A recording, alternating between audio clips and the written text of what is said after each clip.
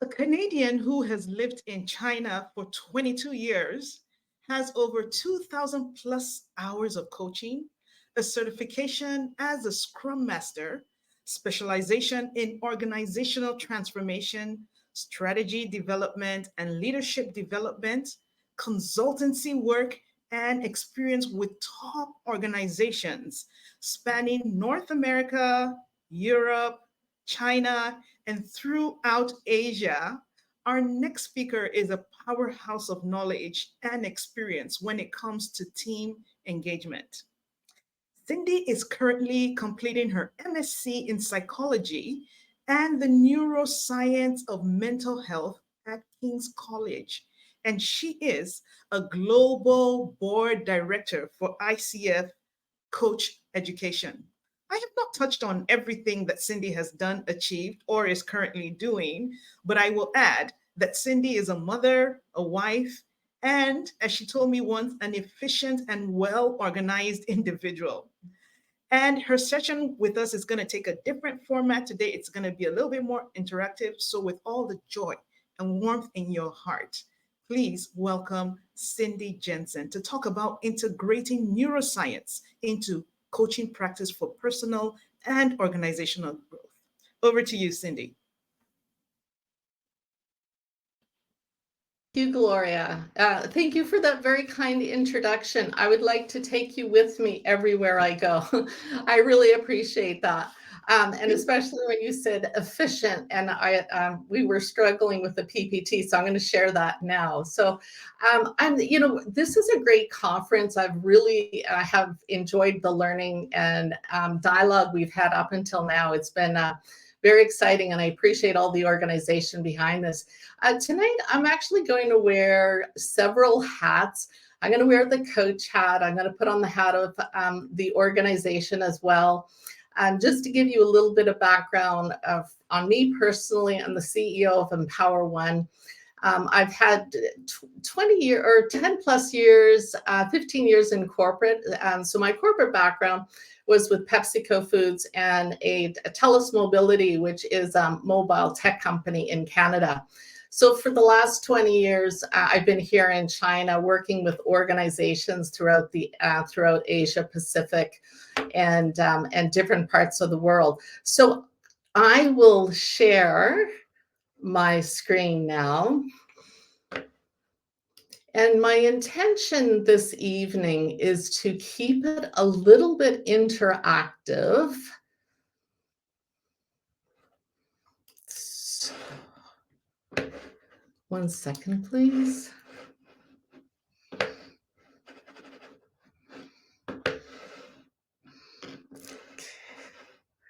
So you know what's happening right now? My mouse is not picking up. Here we go.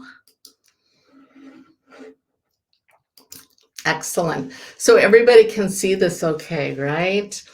And Gloria, one of the things that I realized is I actually can just see my PPT. So sometimes I might ask you to give some comments because I'm not able to see sort of the thumbs up and so on.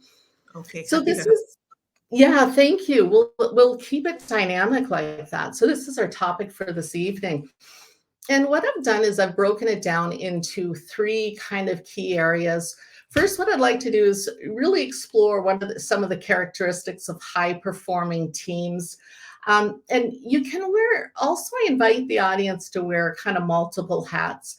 If you're a coach, you can wear the hat of the coach. You can also wear the hat of an organizations that you might be working with. And I understand also there's many leaders in tonight's forum as well.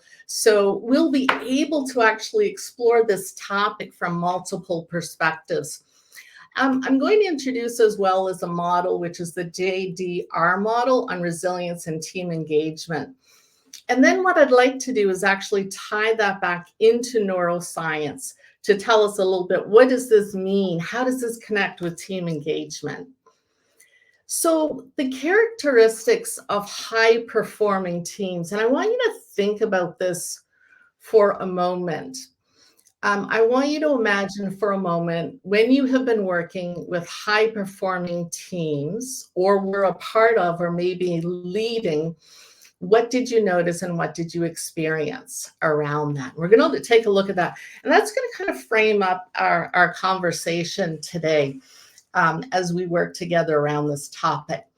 But before we do that, I want you to think about the relationships you have had with organizations. And there's some really interesting research that has come out from MIT.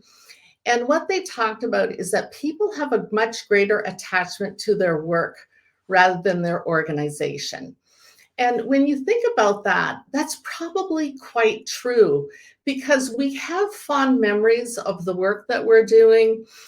We have fond memories of the people that we are working with. So when I think about my time back at PepsiCo, I actually remember the work that I was doing and the attachments that I had. It's really dry here in Beijing, so I'm going to drink a little bit of water. So for the characteristics of high-performing team, I have a feeling many of you are actually quite familiar with the Google, their project Aristotle. And one of the things that they looked at were some of the characteristics of high-performing teams, because I think as we begin to think about is, start to imagine what is it about high performing teams and what makes it special. And they actually came up with 4 specific criteria or characteristics actually that defines high performing team. And I think the first one we really connect with is around psychological safety.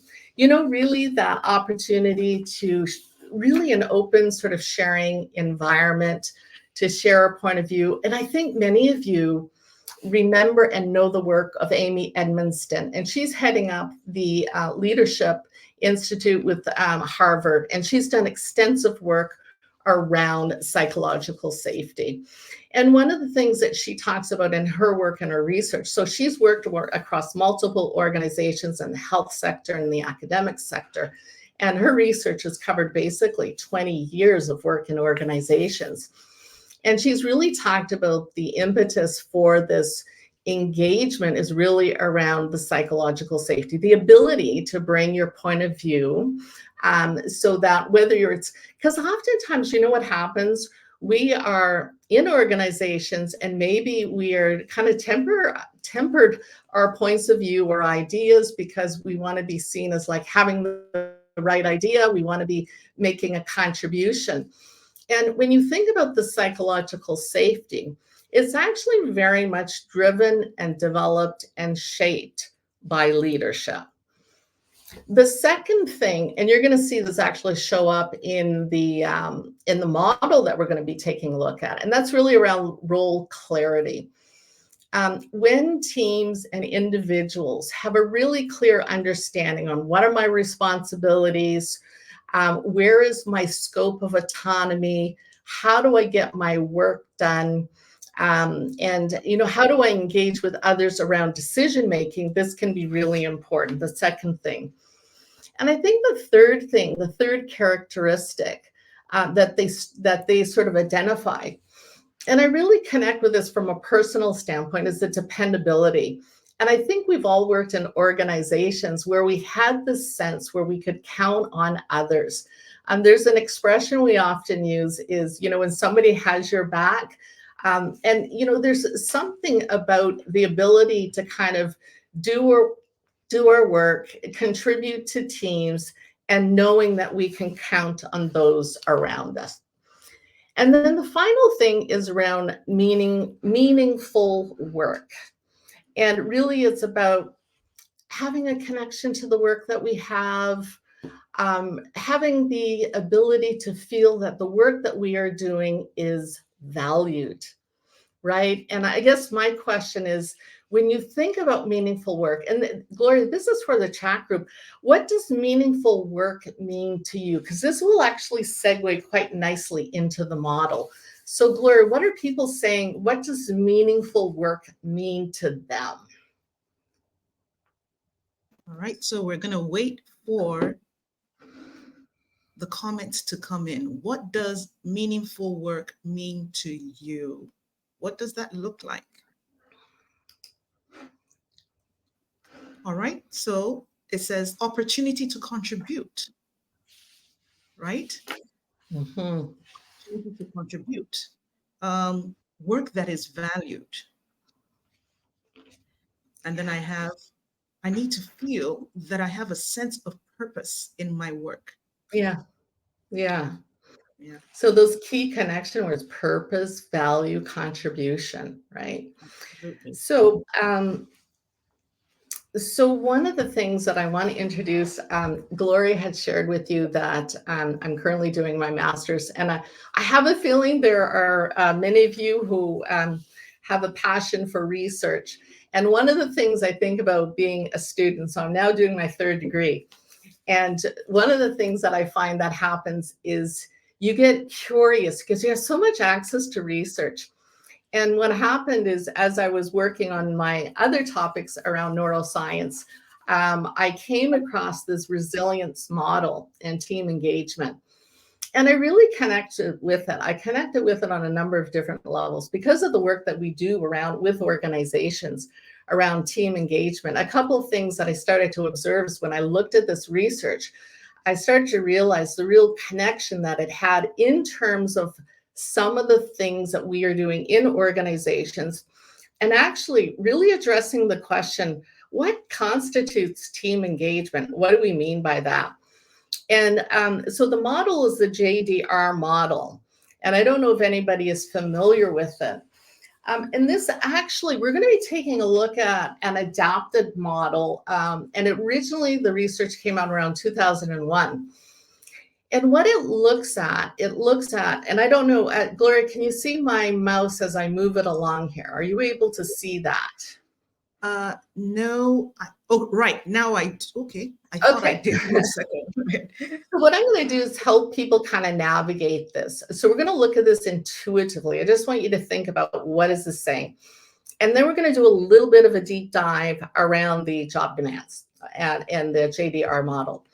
So one of the things they looked at in this research and the work around organizations, they felt that it was a really important balance between the job demands and the job resources. And that balance actually influenced what was happening about the well-being of the organization and people within those organizations. So I'll give you an example. As you can see here, if you can follow my mouse, we're looking at job demands. We're going to do a deep dive in a few minutes about what do we actually mean by job demands. So as you can see here is the job demands, the requirements in our work, when they get excessive, it starts to create strain and burnout. And what was happening, what was interesting is as they evolved and adapted this model, is they began to realize that, it's not only about looking at some of the negative outcomes around having increased demands in this burnout, but they began to see a relationship between health impairments and what they would call or refer to as well-being, organizational well-being. So as you can see here, as the demands increases, as the sense of burnout results in negative outcome. And that's things like absenteeism, fatigue, and sometimes it even translated into severe health comes. And now what I want you to think of as very, very, very excessive job demands. Now, the second thing that is a contributor is job resources, which we're going to take a look at in a few minutes, is about the things that enable us to do our work. When that is low, again, the same thing transpires. A lot of organizational strain, teams and individuals are feeling taxed along with this negative outcomes. So when we start building our job resources, right? And job resources can refer to the physiological or the psychological support that we get in the work, translated into overall a much better well-being and positive outcomes. Now, some of you might be thinking, well, wait a minute, Cindy, aren't job demands sometimes helpful? And yes, we can, as organizations and individuals, deal with, to some extent, job demands. However, what we're going to look at is, what is this ideal balance? Okay. So what I want to do with our audience this evening is start to unpick this, because I think when we begin to understand what creates organizational well-being, we are able to work effectively as a leader, work effectively as team. All right. So my question to you is, if we take a look at, oh, sorry. If you take a look at high job demands, I noticed a typo here. I'm just going to fix this. I'd like you to write in the chat box from your experience and think about your own work and time in the workplace. What would be examples of high job demands? And that begins to create a sense of strain, fatigue, maybe organizational burnout. So, Glory, what are you seeing popping up?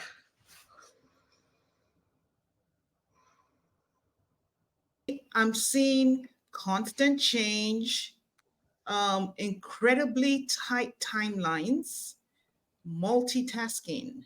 In fact, I'm seeing unrealistic timelines and deadlines, unrealistic ones. Yeah. Yeah.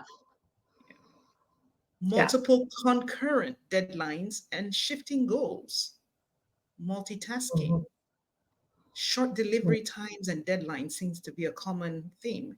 Lack of leadership support, very good ones, right? Excess work. Mhm. Yeah. Mhm.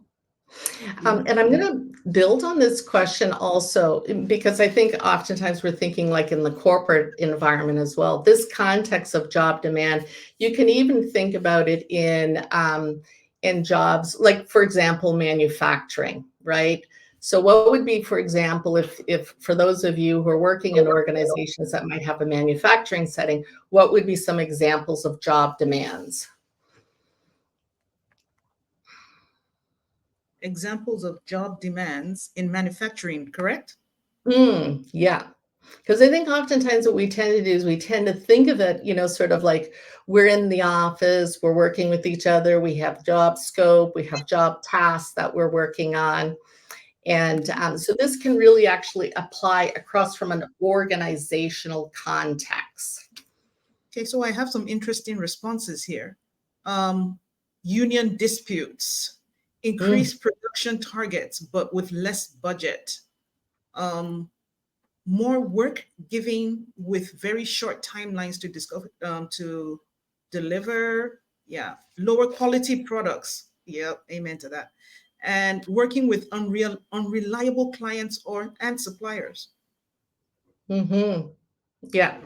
So these are really great examples. And so what I want to do is just share with you. So some of you actually touched on some of these. So the interpersonal conflict, right? And the interpersonal conflict, when teams have the inability to kind of work through things, cannot resolve things, sometimes interpersonal conflict can be around stakeholder. I love the way Peter earlier talked about stakeholder relationships. So if you think in an organizational context, oftentimes we're working with multiple stakeholders. And is that inability to kind of match the needs or requirements within the organization. The role conflict, and that kind of goes back to what Google and their Aristotle project began to identify is if there is not role clarity, then there creates a lot of role conflict, because what happens is people aren't clear about, am I responsible for this? Where does my responsibility begin, and where does somebody else end and begin? And this ties in also into role ambiguity.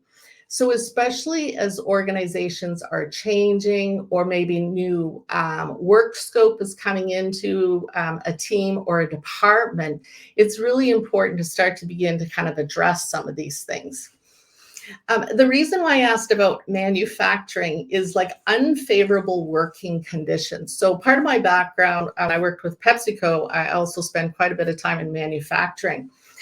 And unfavorable work conditions could be like constantly doing repetitive work. So as we started to kind of analyze the work that some of our teams were doing, we recognized the importance of moving people around the production line.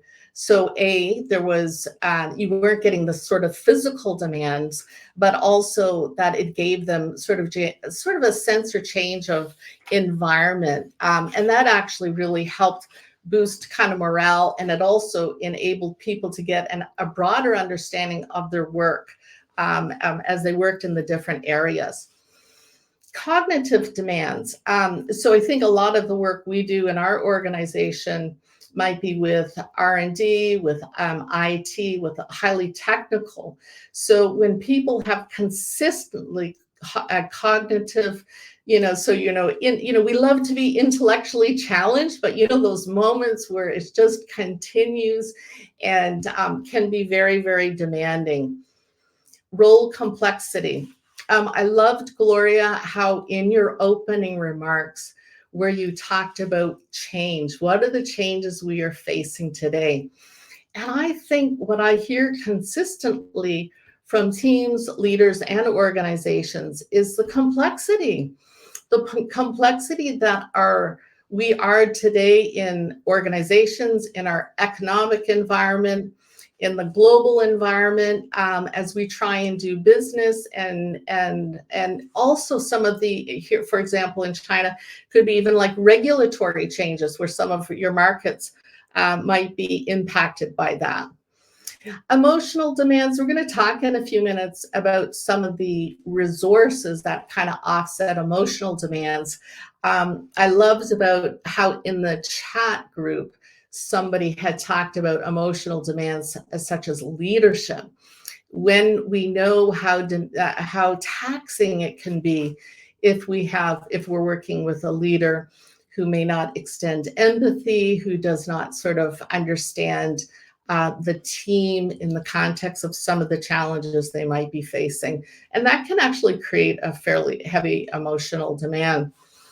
Oftentimes we underestimate the equipment that we work with. I don't know if anyone's ever had like a broken chair and how that impacts your productivity if you are somebody that sits in the office for prolonged periods of time, or the computer demands when we're dealing with technology that isn't working well, or we have, equipment that can't keep the pace, maybe aged equipment that doesn't keep the pace of the work that we are doing.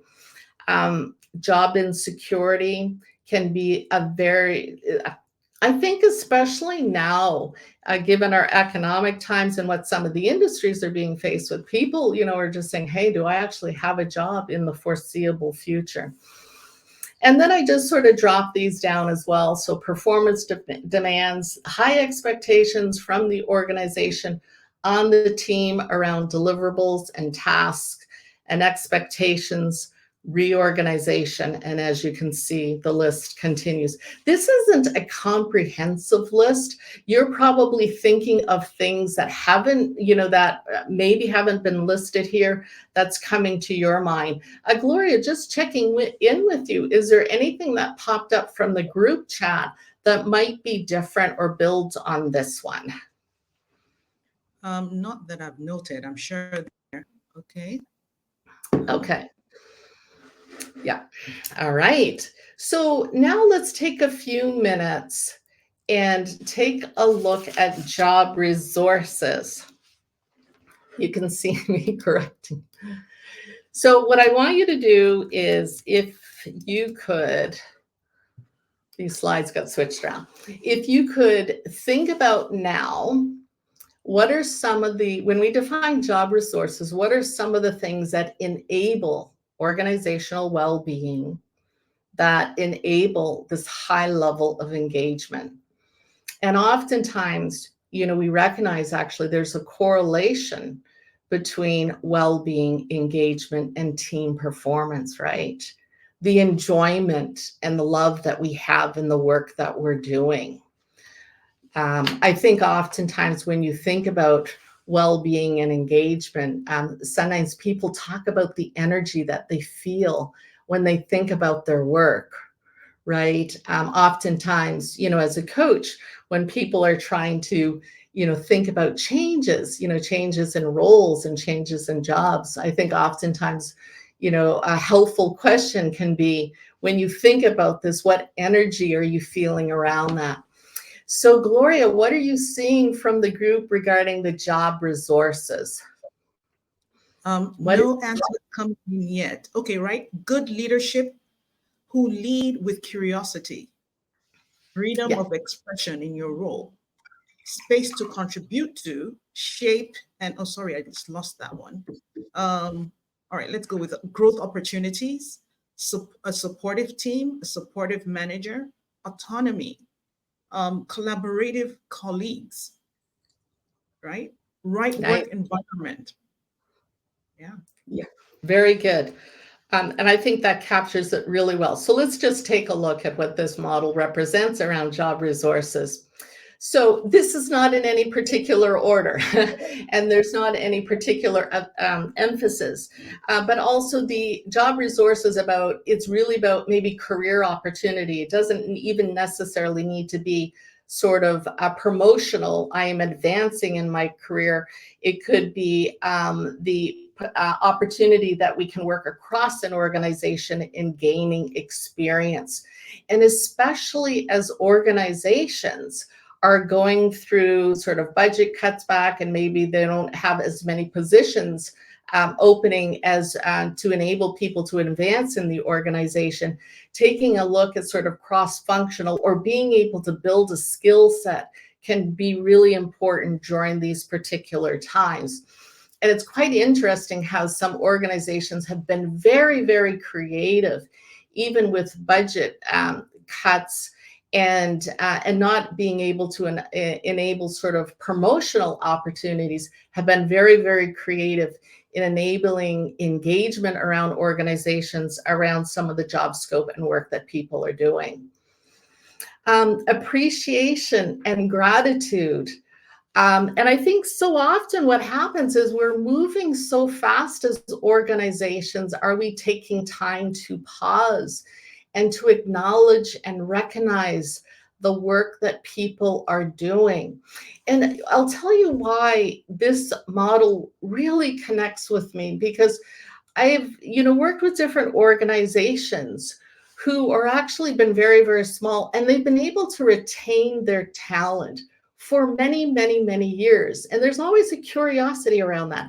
How, because, we think, oh, it's the multinationals, the big, large organizations where they can offer all of this opportunity. But even some of these smaller organizations we have seen have, been able to create this high level of engagement. And things like appreciation and acknowledging and recognizing the work that people are doing can be, really empowering for people. And appreciation isn't so much about, hey, job well done, Cindy. It's about acknowledging what somebody has done and then impact it might have had on others or their work or their organization. And that is the sort of thing that we go home and feel really proud about, right? Autonomy, we had talked about that. And autonomy is really important about being clear about where people are responsible, being clear around how people are responsible. A really important question to look at within the organization is, at what point should a team or an individual escalate, right? Because so often what happens is teams, they may not escalate early enough because they don't want to create bother, to their leader or to the organization, or the feeling, I think we'll be able to figure this out. So autonomy is not only includes what is my scope of responsibility or breadth of responsibility, but, what are the ways of me getting my work done? What are the expectations around organizations, in particular around when I should be moving up the organizational chain around things that I might be challenged with. Financial rewards, and I think what's really important is, and there's been a lot of research around that, financial rewards is not the number one thing. I think, in fact, many of you had talked about earlier when you talked about motivation, you had talked about sort of purpose and being valued. Contribution and value is often the higher indicators around employee engagement.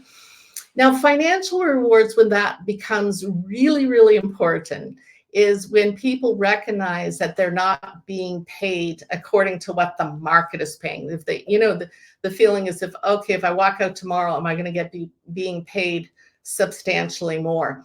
And the other thing that's really important with organizations is how they articulate about what their sort of compensation is in comparison to the marketplace.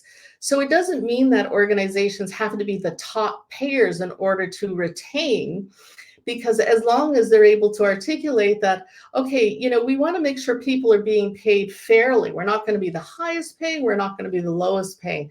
And I think oftentimes organizations, they get stuck on the idea, well, we're not the highest paying, but organizations don't have to be the highest paying if they're able to support people in the other motivations that keeps people at work.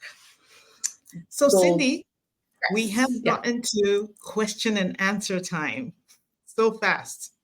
Are you kidding me? Okay. I'm not kidding. So, do we have any questions? We have the icon for questions under the chat icon. And while we're waiting for that, I do have a question, for you, Cindy. So, looking at the issues, that come up, that you mentioned on, industry by industry, right? Is there a working document, to inform stakeholders how to mitigate some of these issues that you highlighted, and maybe even some of the enablers, so that organizations can be more efficient and they can really do what it is that's going to help them to grow and retain their talent? Yeah, I think that's a great question. I think one of the things that's really important is organizations actually having conversations around engagement and what is important for teams. So, for example, is and I think, and it's even not so much around engagement surveys. I think the most effective way of addressing sort of organizational challenges is when the leader is sitting with the teams and saying, hey guys, when we look at the work what we are doing, what is making us able to be effective? What sort of support do you need to enable to do your job? And sometimes what happens is you get very simple questions and feedback around, we would love to reinstitute those team meetings that we used to have on a bi-weekly basis. Or they might say things like, we like to spend time with you as our leader having one-on-ones. So sometimes it's simple, easy, quick fixes that enables that. We underestimate the resourcefulness of teams in dealing with organizational challenges. Yeah, I love it. So it's just as simple as getting those surveys out, asking the questions, and being willing to get the answers and work on them. Yeah, I love that. And so we have a question from Neka, and she says, I love your session, Cindy. Thank you for this topic, as I think that this is why there has been quiet quitting happening since the pandemic. How can we as coaches support organizations to be more resilient and helpful to their employees? Yeah, I think that's a great question. And if I may say, sometimes we underestimate the impact as coaches that we have on organizations. I'll answer that in a couple of ways. If you have if you are working with the senior leadership, because sometimes you have the opportunity to work with the sponsor in the engagements that you have within organizations, I think sometimes, and again, this is holding the sense of confidentiality that you have in the work that you're doing. I think sometimes being able to share with them some of the things that you're observing. Some coaches, we're fortunate because we have the opportunity to do other work with organizations. We'll be doing team coaching, or sometimes we're wearing a consulting hat. So we have the opportunity to see a much broader lens. Peter was talking about I don't know if he actually talked about the stakeholder interviews, but as you were preparing for your coaching assignment and the stakeholder interviews, sometimes you can bring thematic sort of insights and present them to the organization. And sometimes, depending on the work that you're doing, actually may open opportunities to bring in other sort of support, organizational support for the companies and leaders. All right. Thank you, Cindy. I hope that was helpful for you, NECA. And we have a comment here from Harriet Brooke, and she says, love the session. Love the session as well. Thank you. And she comes in with a question. And her question is, what are the key areas you are needing to focus on to engage Gen Z? And just to let you know, Cindy, we have 4 more minutes. Mm-hmm. Okay. So Gen Z, the generation that's following them is the Alpha. Did you know that, Gloria? So it's interesting because we're talking about Gen Z, and then before you know it, we'll be looking at the Alpha. They're going to be entering the workforce in the next couple of years, I think 2 to 3 years. So the Gen Z, which happens to be my daughter, who's part of and she's in the workforce right now in her 2nd year of working. I think what's really important, I once saw a talk and I've read a paper around generations. And if you speak to your parents or the generation older than us, everyone has the same attitude about the generation that's following them. It's always like, this is a complicated generation. Because by design of generations, there will always be differences between those generations. But from a Generation Z standpoint, I think the voice of being heard is really, really important to this particular generation. And I think also, even though they are young, they can make a very powerful contribution. Peter used the word curiosity. When we bring curiosity, for example, into the younger generation, it says, I value you, your point of view is important, and let's leverage the knowledge that you have. Because sometimes a younger perspective, a new perspective, is such a fresh perspective that can give us insight. So I don't know if that answers the question. Love it.